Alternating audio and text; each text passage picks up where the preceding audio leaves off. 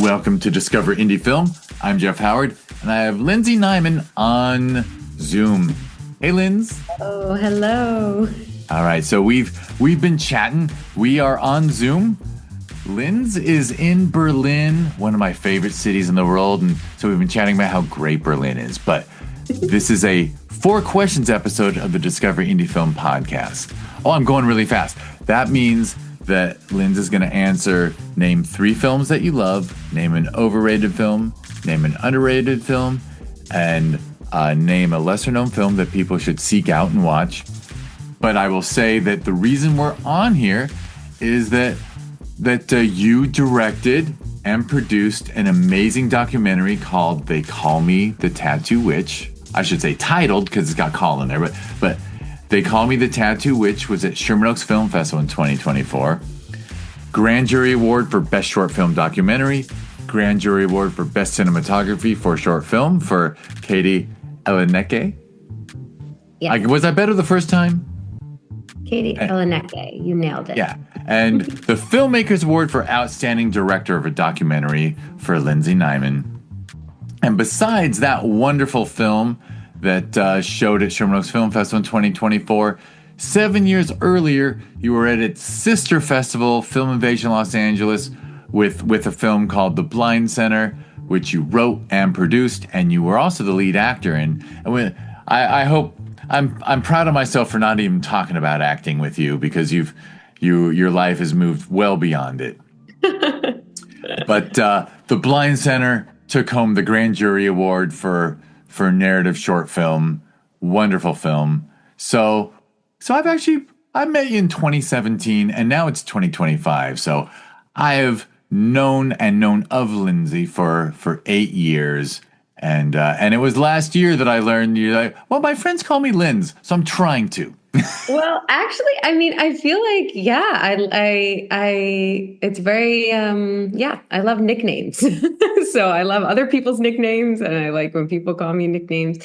So, it's nice. Well, I could tell you that the 2 women I live with call me Sheffrey or Joffrey, because I do all the cooking in this house, and that's how I became Chef-free instead of Jeffrey. I don't know why they call me Jeffrey. I do kind of prefer Jeff. But anyway, Jeffrey. So there will be clickable links in the show notes of this podcast so that you can check out leadingwomanfilms.com and just Lindsay's work, and all of that.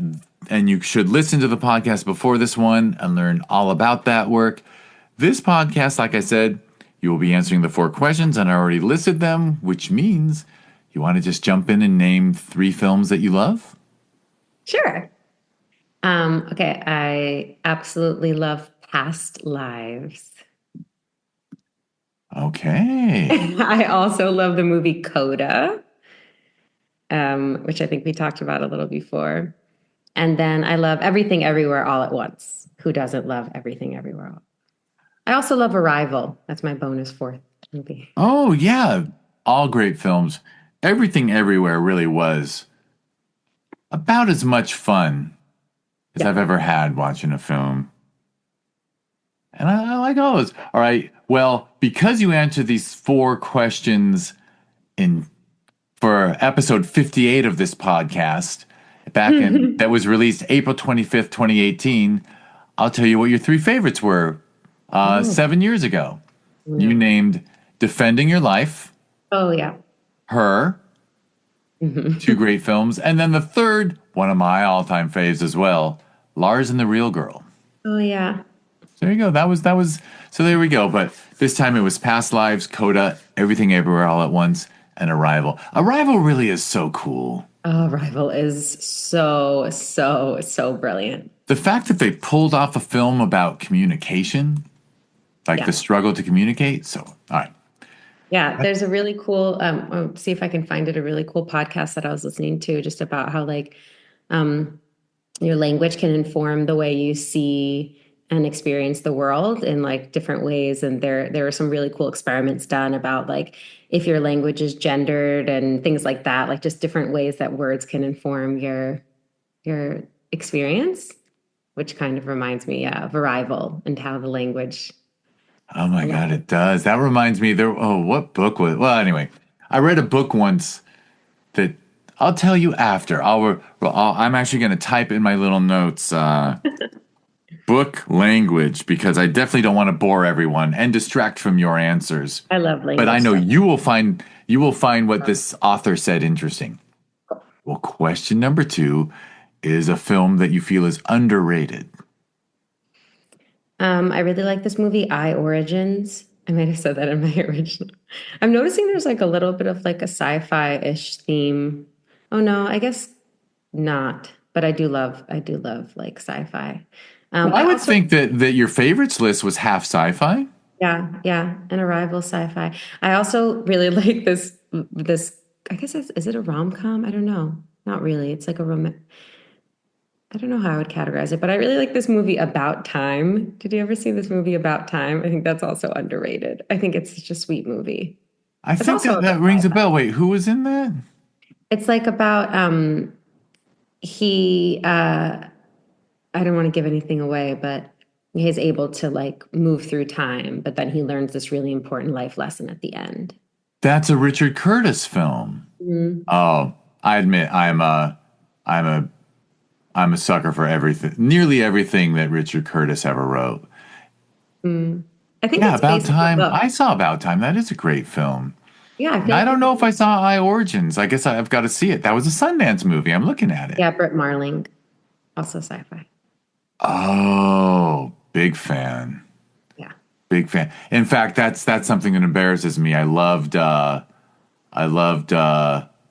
Netflix series that Brit did. Oh yeah. Oh yeah. Was it The called? OA. Uh-huh, the OA. Could not get enough of that. We've binged it twice in this household so far. Probably will do it again because Oh, it's been a while. But yeah. and it I've embarrasses me never that heard that of didn't inspire me to go back and watch all the earlier work. it.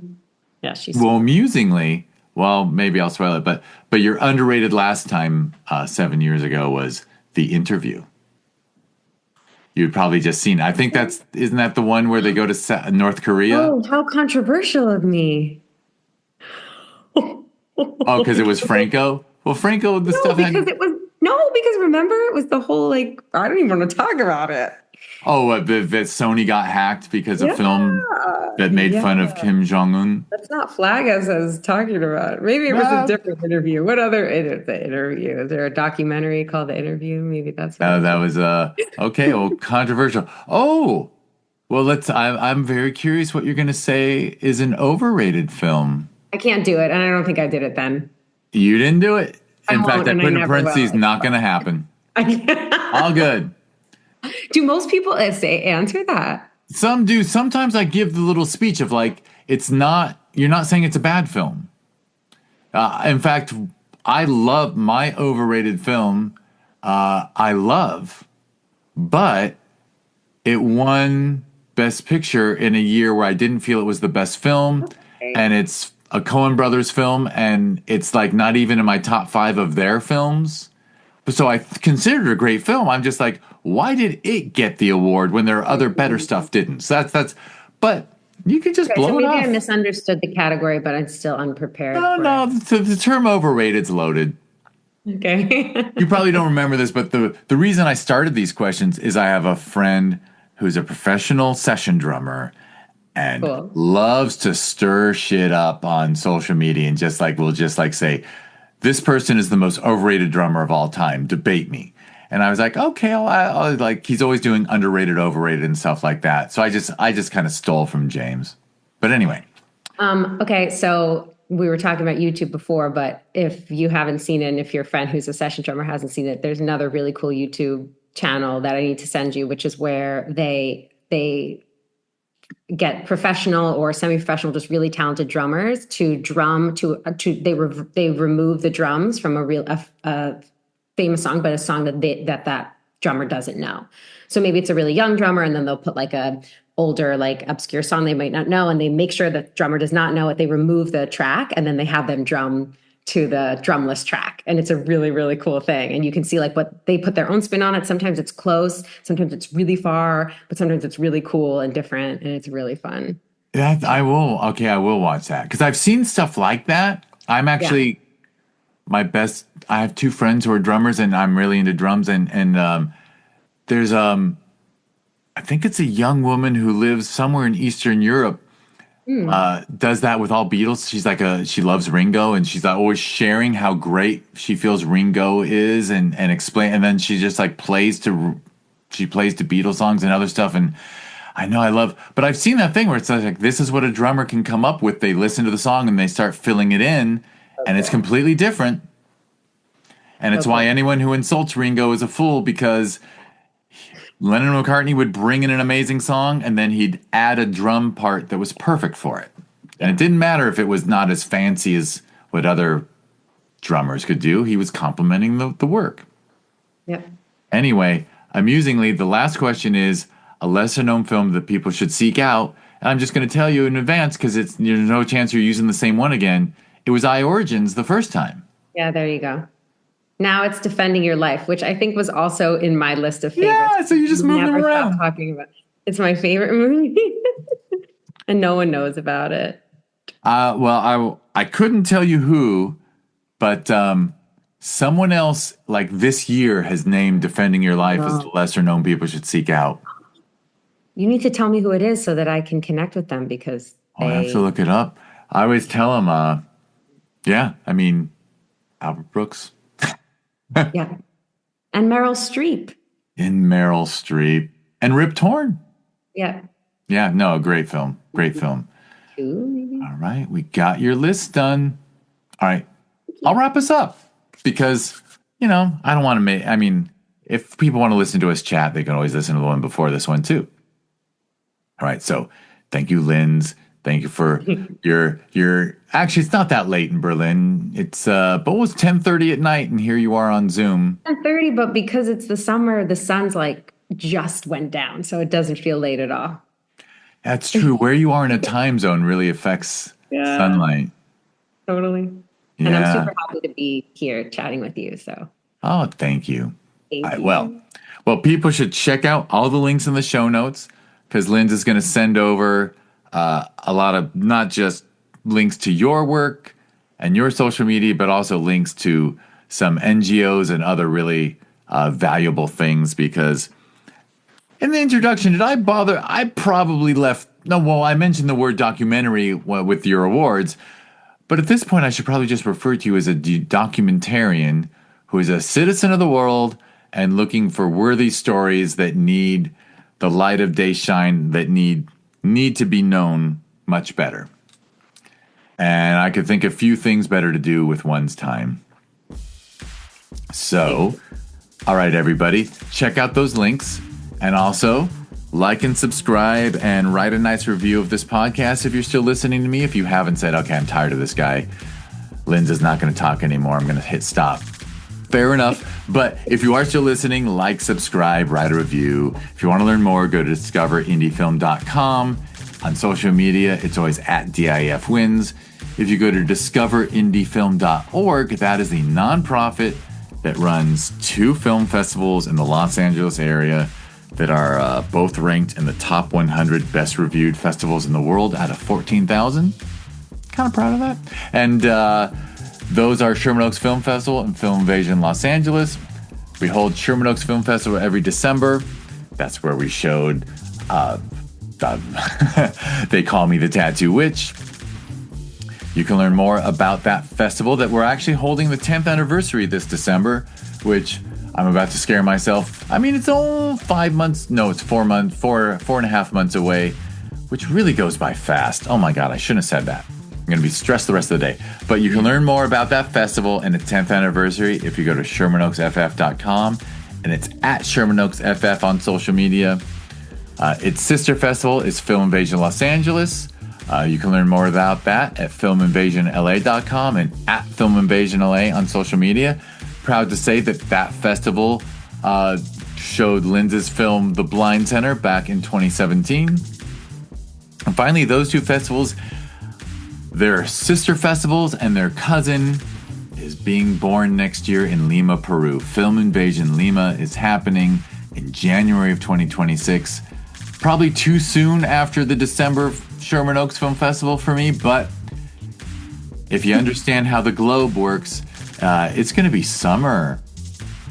January is winter here and summer there, and the people running the team in Lima, who are wonderful people, I should probably start naming, but anyway, they said, oh, it'd be good to have it in January because summer kicks ass down there. So there we go. Sherman Oaks, Film Invasion LA, Film Invasion Lima. Lindsay Nyman, thank you. Thank you. Keep enjoying Berlin, and my life partner, she's been saying, where can we travel next? One of these days, I'm just going to say, you know what, we just got to go to Berlin. You got to see Berlin. Yes. And I got to win the lottery, and then there will be a Film Invasion Berlin and a Film Invasion this and a everything. All right. Well, thank you so much for your time. Thank you. And thank you everyone for listening.